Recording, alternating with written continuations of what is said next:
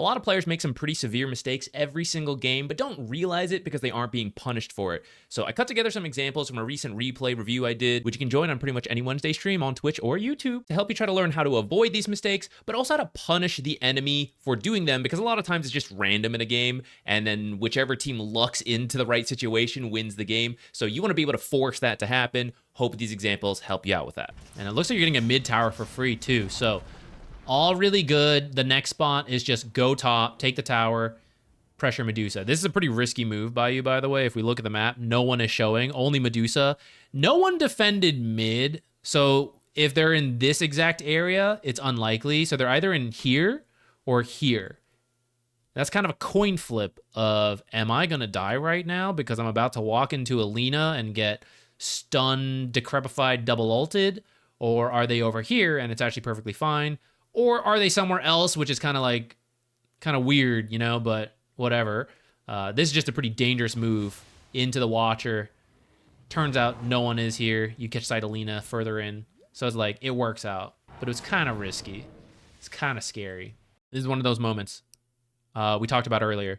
I got to give up some farm in order to do things. We had 4 heroes here.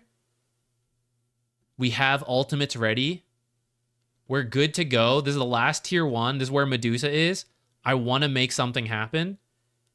And then for 2 or 3 creeps, we're leaving that. That's going to give them less confidence. They're going to start scattering too. This tower's pretty low. I get that. So it's like, I don't know. Do I really want to give that up? This is where carry players, actually, this is why you shove in the lane real quick and you either jungle, or if you can see things being pushed in, this is where the carry player comes and deals with this so that the other heroes can stay active. So I would have preferred to not have TP'd here. I also don't think the tower will die here, right? With this amount of creeps, it's going to like fight. These guys are going to push up a little bit. It's going to stall out here for a while. This tower is actually going to be okay, even without you TPing here for at least a little bit longer. Now, if a hero shows up, it probably will die. But if a hero shows up mid, it means they can't be up here, so you could start a fight. They could TP in, but that takes time, and you might have already gotten a kill before they show up. So I feel this is the case. I'd feel a lot better if this tower had more health. I could easily say at that point, don't come here, stay top.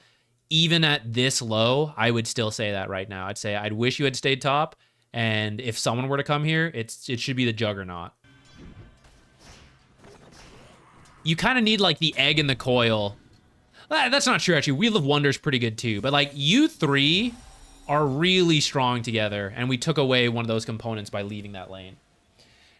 Now, since we left, shove it in and make your way back top. But you see, because we scattered, like, Puck's now left. No, we never used our ults. We never forced anything. And now they see us split up, and they go, okay, now it's time for us to do something. And now they're starting on Omni Knight and Ringmaster, and this is where if we had the coil, had the Wheel of Wonder, egg, like everything, we're winning the fight. And if we lose this fight, you know, we left because we're like, oh, I don't want to lose the mid tower. Now we've lost this fight top. Maybe we're going to lose this top tower. Even for everything I nitpicked of like, here or here, all the plays were on the top half of the map. So notice Juggernaut in that time, completely left alone. Medusa got a tower, got some farm. She's not ahead of the Juggernaut because she was always around heroes. Same deal. Scary. This is scary shit walking in here like this.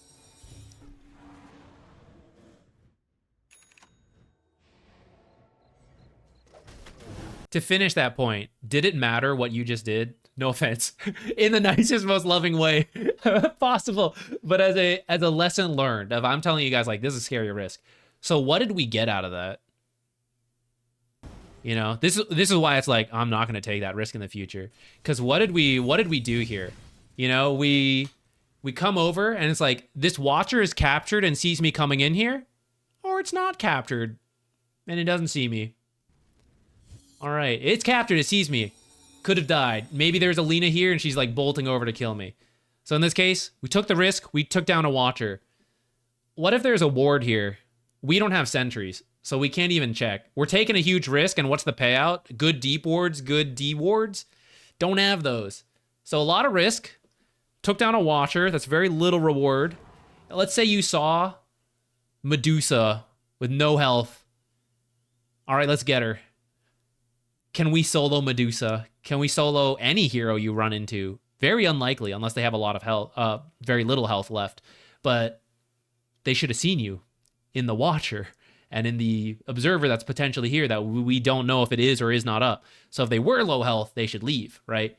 So it's very unlikely we can kill anybody for being here. We can't place a ward. No teammates can help us find anybody here. And then eventually we come top. Like, we capture Watcher. I don't want to undersell Watchers, but it's like, again, kind of a minimal reward for the risk of dying, right? A Watcher. So now I'm going to tell you, I think you guys should continue to pressure this tower, push Medusa, push this tower. So we're all going to be in this lane, and supports are going to be kind of out of sight, not showing, so they don't know. It's like, is it 4? Is it not? Right? Let me go back to their perspective. So with that in mind, of me saying, like, I want 3 or 4 heroes pushing top, if we think about it, looks like there was an Observer here, by the way. Let's say there wasn't an Observer, and this Watcher was up, and this Watcher wasn't captured by you. What would change? Does it matter that they see anything here? They go, oh, they're not here, but I still don't know because they're hiding in the trees. Like, is this Omni Knight pushing on his own, or is there, like, the whole combo ready behind him? Right? I wasn't going to move through here. So it actually doesn't matter if that Watcher is up or not. And I'm also not looking to wrap and dive this area until I take this tower. So, like, the fact that I see this does give me a little safety of, like, oh, I see Lina coming over, so we can respond to that. But also, if we're pushing in a coordinated effort of, like, we're hiding in the trees, as soon as they jump someone, we're going to, like, go. We're going to coil, Wheel of Wonder, Phoenix Egg, everything. We want them to come to us at that point. We actually don't care too much if they all show up. I mean, obviously, to a degree, we care. But, like, if I can have this, sure. But will I risk my life for it? Probably not. Because if I'm in formation, I can take that fight without this. So with all that said, going back to it, and we, like, review that of, like, okay, I pushed in mid, right? If I'm not going to accomplish that much up here, but I am risking my life to do it, does that make sense? These are the kind of support deaths that are bad, where it's like you die and you're like, I was placing a deep ward. Even if you actually had wards, I would still say this is too risky to do. I know I threw that out as, like, value, and it kind of is, but I'd still say it's too dangerous to do this right now. And so these are the kind of rotations you should take out as a support. After you push in mid, you should just go, yeah, okay, back top. And you should come this way through here, even double stack potentially, and then make your way up to here. I'm not stacking their jungle when I move through, but I also might die, right? This is going to be way safer. I can stack, I get to where I'm going, and it all makes sense. While I have my big abilities, I want to clump up more with my playmakers. Yeah. That's true for any hero, not just Phoenix. Ringmaster's the same. If he has Wheel of Wonder, you're a Crystal Maiden with the ultimate. Really, any hero. Tombstone on Undying is kind of his ultimate.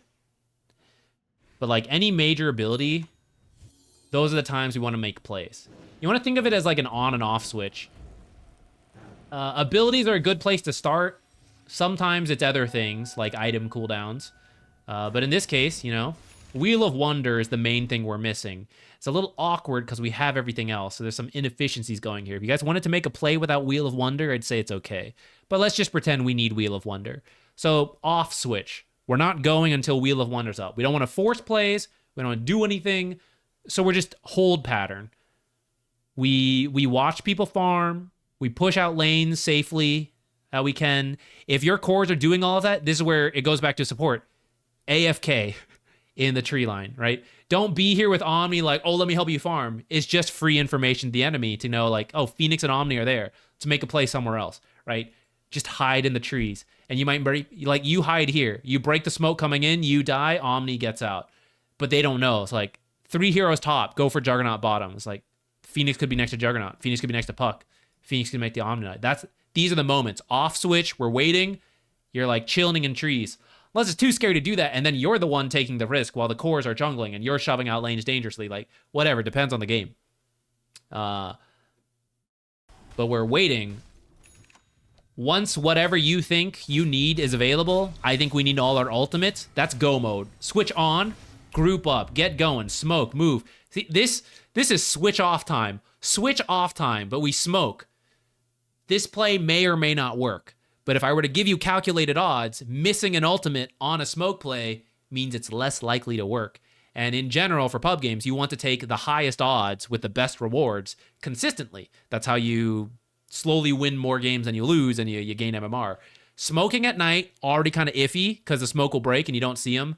And then you go, Wheel of what? Don't have it. You know, we get killed. They Wyvern ult us because we can't chain stun because we don't have Wheel of Wonder. They Dawnbreaker in on top of that. They Laguna us, the Medusa Petrify, right? It's like, oh, all this could prevent it with Wheel of Wonder. It's like, so I should wait for it. This is actually a weird time to smoke. And then Juggernaut just breaks his smoke, pushing in the lane anyways. You want to reorchestrate that? Let me pitch to you a much more high success version of this. 37 seconds. I want to smoke. I want to make a play. Even though it's nighttime, I want to make a play. I'll have Wheel of Wonder. So I'm okay with that. So in those 37 seconds, let's get ourselves some useful information to help us smoke. What will help us? Deep wards. I've just been flaming Phoenix for like blindly walking up here, right? So I'm not going to do that. I'm not going to like walk up here to place a deep ward. I'm not going to randomly walk up here to place a deep ward. It's too dangerous. But what can I push in safely? I can push in lanes safely. So Dawnbreaker's pushing this in. If we smoke now, this is going to happen. Either the carry gets baited to do it, or we have to do it because a huge creep wave pushes in bottom and we go, oh, I can't just lose the tower, so we have to deal with it. So it's a bad time. So before smoking, Phoenix and Ringmaster are just hiding in the jungle. Juggernaut comes here, pushes this wave in, and what's going to happen is that this creep wave is going to move up. And in the same way Juggernaut feels the need and he's compelled to do this, someone on their team is going to do the same thing. Someone, as this creep wave gets closer and closer to tower, you know, they're going to be in the middle of a play top and they go, oh shit, not 100 damage to my tier 2, and they're going to TP home. And that's your target. That's your smoke target to kill this guy who came back on his own. Or the supports who aren't AFK sitting in trees waiting for the right moment, they're going to show here with the Dawnbreaker and you're going to go, wait, this is not a good place to go. 3 heroes are there. That means if we jump here and there's a Lina, only 1 hero's here, though we have to respect that they could come over. Or maybe there's something up here. We see Medusa here, 3 heroes here. We can now like choose which target to go to.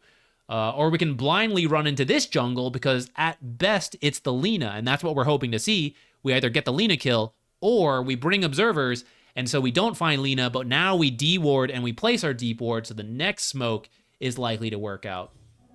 This smoke is actually happening a little bit too soon. This is the case of like, it's high level to wait a little longer and do nothing.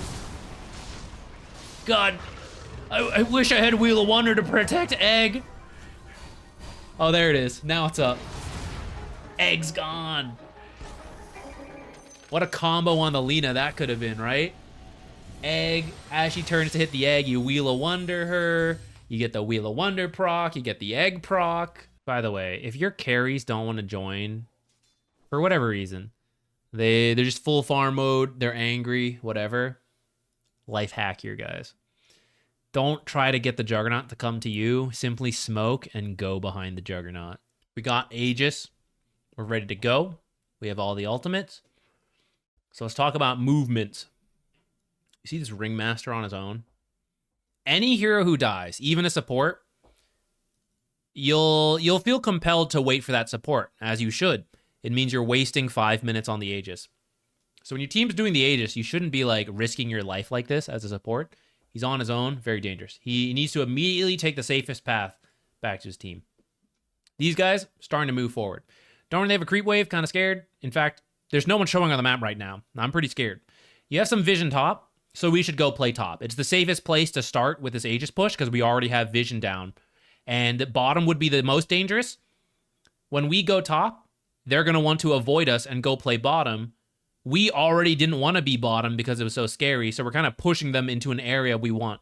If we go bottom, we're moving into dangerous territory. They're going to avoid us to come to our vision, but as coming into our vision, the support should be placing sentries to D-ward, so we're going to lose all our vision while making a more dangerous play. So we should go to the top, where all the wards are. Mid is somewhat acceptable, but we have to be closer. Look at the burst potential here. It's immense. Wyvern ult on the Puck, Jug kills Puck, double stun, Laguna, Jug's dead. Omni Knight will have made it here at that point. So coming up to high ground on their own is pretty scary. This is really risky what they're doing. Phoenix and Omni Knight are currently moving backwards. We're in go mode, but we're coming backwards. Now Phoenix is going to turn around a second here and go, wait, they're going. I'm going to go. So that's good. Omni Knight continues to jungle his own part of the map, but there's no way for him to join his team. So this is really bad. This needs to be with his team right now. And these are the small risks, right? For those of you asking, like, what do you do when your teammates are griefing? And I'm saying, like, you got to find something to improve on. In a game that matters, this is a potentially game losing positioning from Omni Knight. At a higher ranked game, from kind of everyone's doing something game losing. But like in a higher ranked game, if you can't contest Roche, you often look for a pickoff after Roche.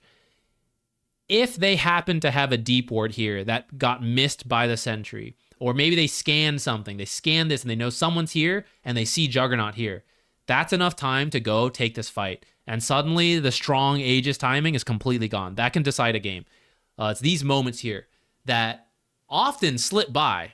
And this is why I say, like, many people don't realize the mistakes they're making. This is a really bad mistake from the team, and it may go completely unpunished. And so no one realizes how bad this is to do. Then you go into higher game, you get destroyed and you go, map hackers. That never happened to me before, but they just knew to punish this kind of stuff. And that's why you drop. And that's why you go force 50%.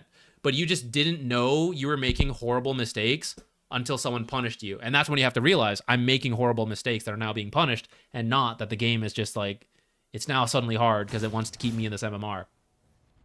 This kind of play is, again, still really bad. We're now going to smoke without the Omni Knight, the Radiance and all this stuff, right? He's critical to this, but we're smoking on their half of the map, still not knowing where anything is, and he is still way too far to join, right? This is the wrong time to do this stuff. Will it be punished or will we win off of this? Who knows? But it's extremely risky from the Radiant side of things. Now we are together. In the end, we get rewarded for the bad play. Let's review all of that, but from the dire perspective. So they get Tormentor, you guys get Roche. I actually missed that they did Tormentor right before you guys finished Roche. So actually you probably had a good idea that they're down here. I still stand though that off of Tormentor, you can immediately TP mid and do something if you have vision in this area, which you guys, right, have checked a little bit, but there's still room for observers to be down that you guys don't know about. So off of this Tormentor play, it's very possible to all TP mid and start looking for a play. Medusa also taking a huge risk. This, incredibly risky. Maybe you guys hadn't dilly-dallied around. You guys made an immediate smoke in and already had a deep ward. You see a Medusa on her own, and you know Tormentor happened bottom. You just jump her, and you just go for it. And she loses the game because you pushed in mid, killed Medusa, took a tier 2, broke the high ground before she's up again. Team scattering around. You guys could be smoked up. Running in here. You guys are kind of scattered. Now, this is their half of the map, so at least there's the outpost. So it's a little less risky, but still pretty scary to be scattered around like this when the enemy team just did Aegis, and no one has really shown besides the Juggernaut. And that's why Pugna, now coming in here, earlier, saying like, why is Phoenix walking up here? What's the reward? Same deal for Pugna. What's the reward here? He's got one sentry. Is he going to de-ward this area? Are they planning to play this area when the enemy took Aegis and is likely looking to do something? And no one has pushed top yet, but someone pushed mid, and that's kind of worrisome. So they're either coming bottom, which would be a little strange because no one in our triangle has been jumped yet. So did the team take Roshan, push mid, and then smoke to their own jungle? It'd be really weird, right? This is actually the most likely area for the Radiant to be right now.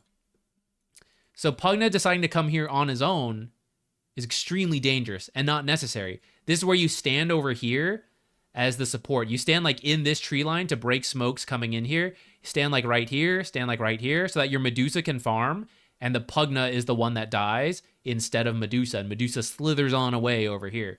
Instead, who is going to die?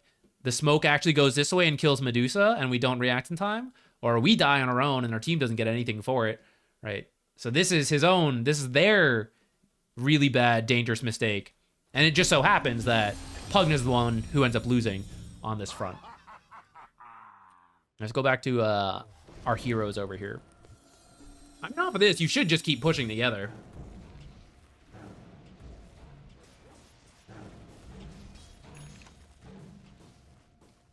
See, I see you guys grouped up. I think it's fine. Go to buy an apple. You guys are trying to throw again. All right. These guys start running in here. You guys are back here.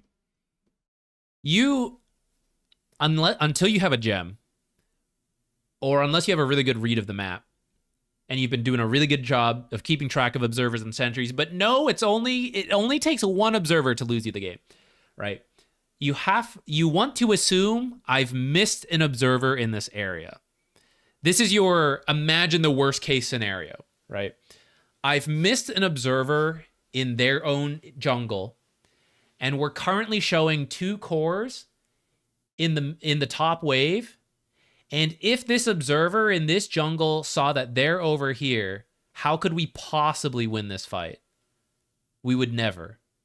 We're losing, I don't know which heroes, because they could come this way and get these 2 heroes, or they could come and get these 2 heroes, but we'll never win the fight.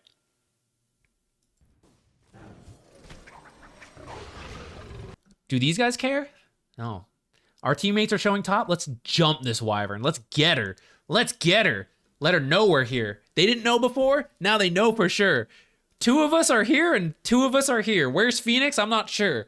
But let me do the math for you guys. 4 versus 2 is still good. 4 versus 3, still good. Doesn't matter where Phoenix is. They'll have the numbers advantage if they bring 4 heroes. So this is like, these are crazy risks you don't need to take.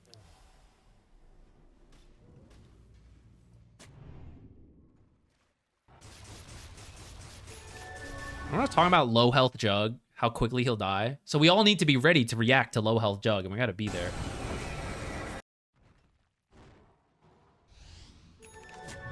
Low health Jug is hitting the tier 2 tower. Low health Jug is our damage dealer. So why did we position like this far and jump a Medusa here? But like, this is the guy, this is our damage, right?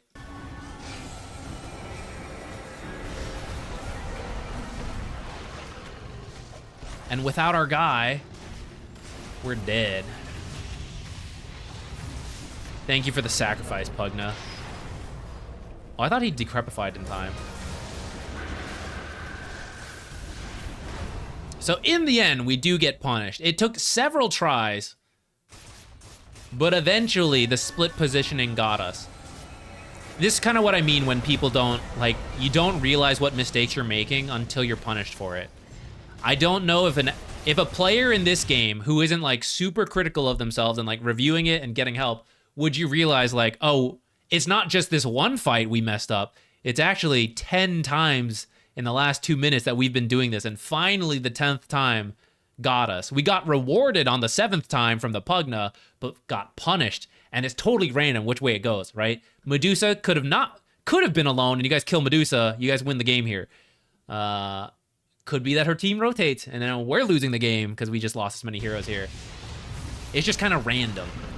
That's why the better you are at reading the map and understanding how to move, like even if one person on a team's got to do it and you share it to your team and then 9 times they ignore you, but the last time they listen, right? That's the extra game you win rather than lose. That's the 50 to 51. We all make 1,000 mistakes from the draft screen. Exactly. And I'm just over here looking to make 990 instead of 1,000. This is kind of the wombo combo of how the late game falls apart. Off of that losing fight, so we lost the Aegis, lost everything, right? Then we get kicked out of the area. We set up in that area. We put observers, right?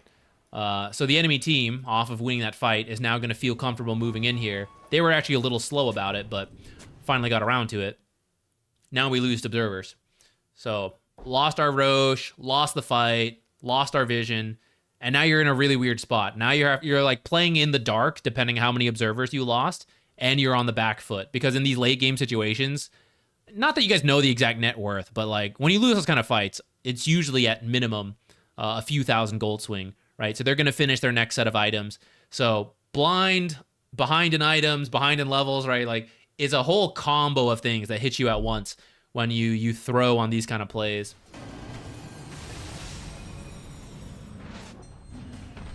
Now I took this fight and our damage guy, where the heck is he? All right. So this is where the whole original point is like, is this guy too passive? Maybe. You know, he's back here, we're up here. At the same time, it's a mistake from both people, you know? This guy's being too passive, sure, that's bad. Can we be aggressive without this guy? We really shouldn't be, you know? So we can say it's Juggernaut's fault, but when we continue to act without him, does that not just become our own fault as a team? So this is where you just gotta like, sometimes you have to play even more patient than you should, and you might lose. At the same time, making aggressive plays without him is also a very likely path to losing. Here's how you trick him. Here's how you trick this guy. This guy's not ready to move forward until every jungle camp is empty and he's forced to go forward, right? So this is where I'm telling you guys, follow the carry. Come over here. And without, don't be super obvious about it, because maybe he'll get angry and tilt. But if he's the kind of person to get angry and tilt over this kind of stuff, you were going to lose anyways, most likely. But he's like, oh, I can't move forward until all these camps are farmed, right? So I got to TP here and farm this stuff. So while he's farming this stuff, you guys make your way over to Juggernaut and you kill these camps. And he comes over and he goes, there's no camps. Where's the, this camp, I guess. So he comes over here and he starts farming this camp and you guys follow behind him and you take this camp. And he goes, where do I go? There's a creep wave here. I guess I'll get it. There's a camp over here. And you come up and you kill this camp. And he's like, where do I go? And suddenly this moron's been pushed into the enemy half of the map. And boom, you've got him to participate. And you're standing behind him the whole time, ready to help. And that's how you get a carry off your own half of the map. They can't help themselves. They only know how to go farm to farm to farm. You gotta herd the sheep. I gotta lead the breadcrumbs this way and remove all the distracting breadcrumbs. There's breadcrumbs everywhere. Take away the ones that you don't want him to go towards. Fool him forward. He's a carry player. He won't see past it. Don't worry.